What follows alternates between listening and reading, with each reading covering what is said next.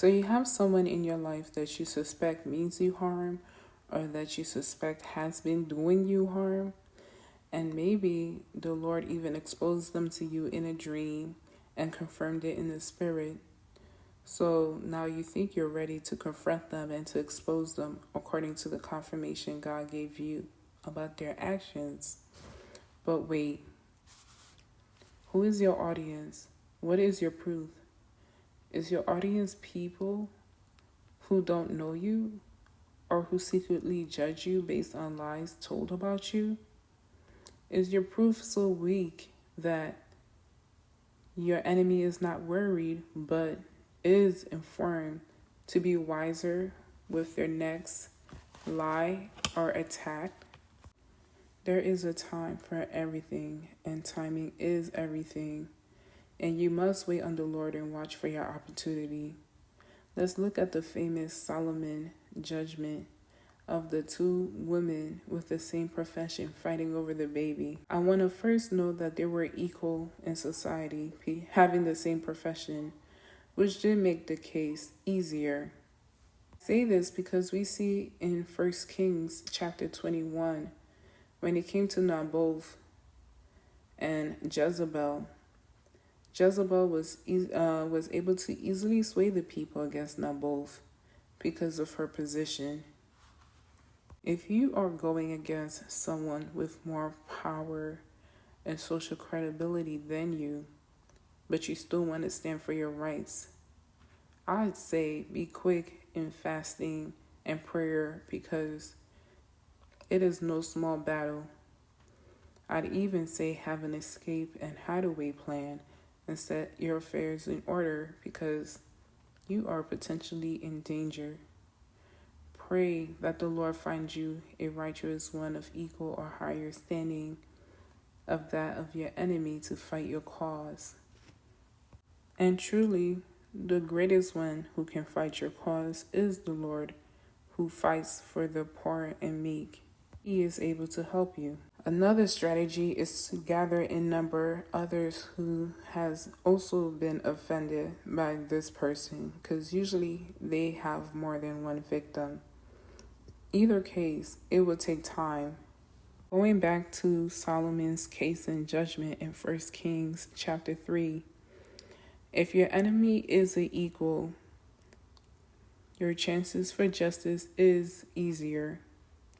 So the woman brought their case before the judge Solomon, and because one was a liar, both people and judge did not know who to believe.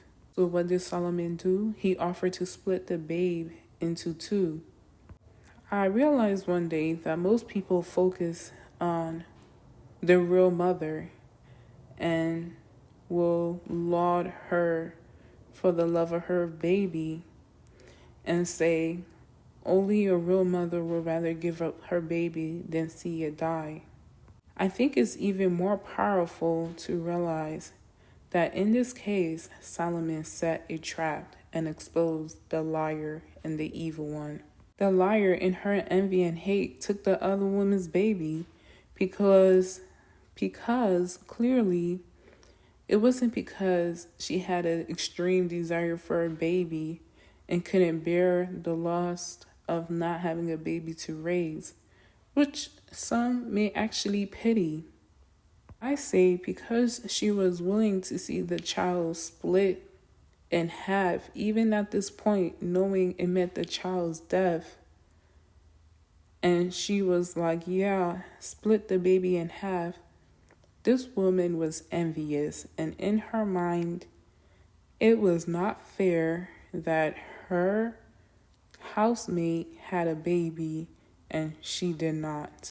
If Solomon did not set this trap and the liar somehow swayed the people to believe she was the real mother, could you imagine the upbringing of the child? The same child that Solomon was saying he was split in half, and she was saying, yeah, split the baby in half. What makes it worse was before this day, before this event, before this trouble, The true mother probably considered the other woman like a best friend, like a sister, as they were in the same house of the same profession.